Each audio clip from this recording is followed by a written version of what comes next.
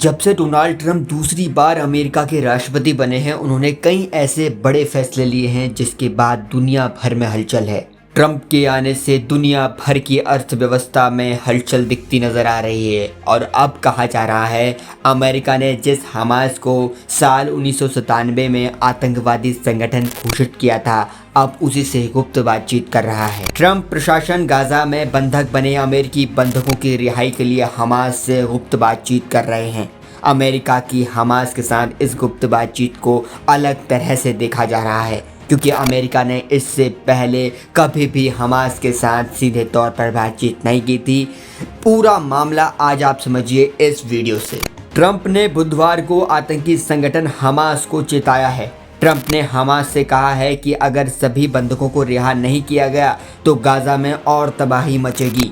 Trump ने Hamas नेताओं को भागने का अल्टीमेटम दिया है।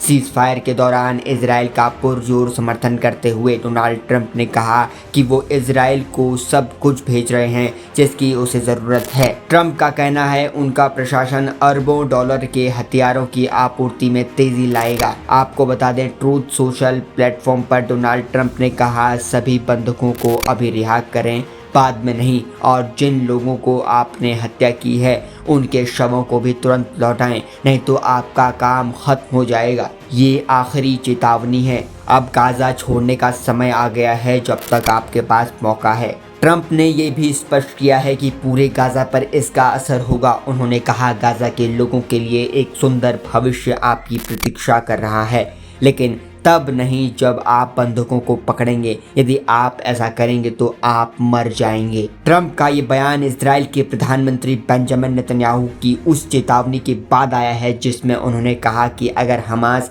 7 अक्टूबर के हमले में पकड़े गए बंधकों को नहीं सौंपता है तो ऐसे परिणाम होंगे जिनकी आप कल्पना भी नहीं कर सकते। इजराइल का कहना है कि वो सीज फायर पहले चरण को 15 अप्रैल तक बढ़ाना चाहता है। इजराइल ने न केवल धमकियों के साथ दबाव बढ़ाया है बल्कि गाजा में सभी सामानों और आपूर्तियों के प्रवेश को रोककर एक सख्त दृष्टिकोण को अपनाया है जिस पर जो बाइडेन के पिछली अमेरिकी प्रशासन ने आपत्ति जाहिर की थी।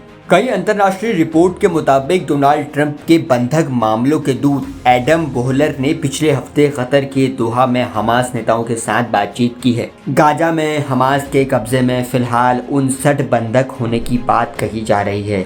इन बंधकों में 5 अमेरिकी नागरिक हैं। अमेरिका की कोशिश है कि गाजा से किसी तरह अपने नागरिकों को निकाल लिया जाए। अमेरिका की चिंता इसलिए भी है क्योंकि गाजा में युद्ध विराम और बंधक समझौते का पहला चरण शनिवार को खत्म हो गया है।